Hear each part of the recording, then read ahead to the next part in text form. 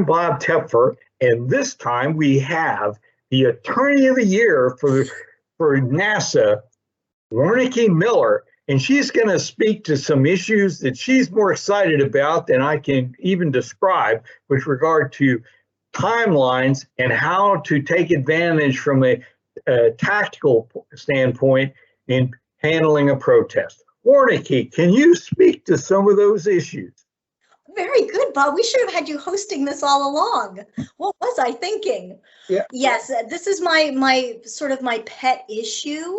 And when I was talking to Bob about it, he said, you just need to talk about this because this is your issue, Warnecke. So I'm going to talk to you about the importance of thinking about your GAO timelines when you're scheduling your debriefing.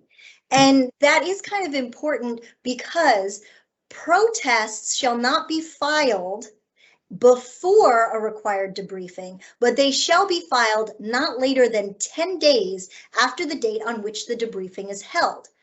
So that really, if that's what you're looking at, you should be thinking about that before you send out your sorry letters, before you announce the award. I really ask my team to sit down and figure out what day they can do debriefings and have that scheduled out and have everybody who needs to attend the debriefing ready, set to go on that day before we even send out the sorry letters. And let's kind of look at some of the things that you need to think about. First of all, when you're counting days, remember that it's calendar days.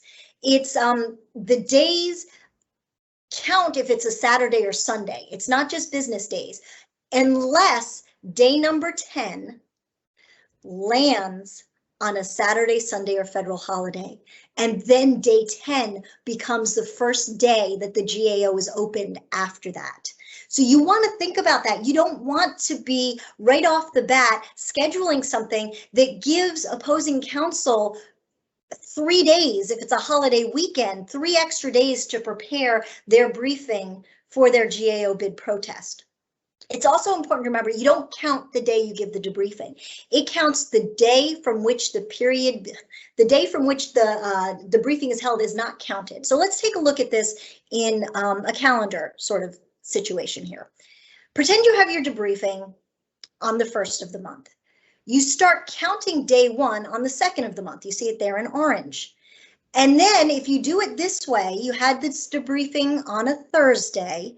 Your day 10 ends up on a Sunday, giving opposing counsel an extra day of time to perfect their brief before filing with the GAO by close of business on Monday, the 12th. Now, if you had kind of considered your calendar before scheduling your debriefing, you could have shifted the days of the week, and you especially need to be aware of federal holidays. So for instance, if you hold it on a Tuesday, it might look something like this. And then you've got it due on a Friday, and there's no extra days given to opposing counsel. So that's something that I like to think about when I'm talking to the team about getting ready for their award and preparing for the next phase, which is debriefing their offers. What are your thoughts, Bob? Well, the first thing that comes to mind to me is awards where people hurry up and do them right before Christmas. Okay. And then there are very few days that are convenient to do the debriefing and have the right people there. And you're just happy that if you can get those people there. The other thing that I've always focused on and worried about is I love to do debriefings on Friday afternoon around 2:30 so that people want to catch the next flight out and don't want to hang around and ask some of those pesky questions, which actually might be appropriate in the context of 15506. So that becomes kind of an interesting situation. And also, it seems like you don't get a lot of cooperation sometimes from either your people or the people that have to come in for the debriefing. So a lot of times, you're just happy to get it over with.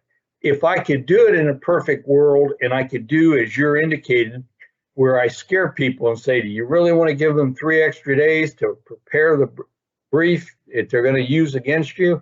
I think that your idea is the right way to go.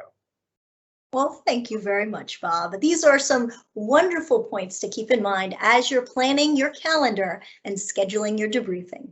We'll see you again next time. Oh, you should say that, Bob, because you're the Oh, host today. I'm sorry. We'll see you next time, whenever that is.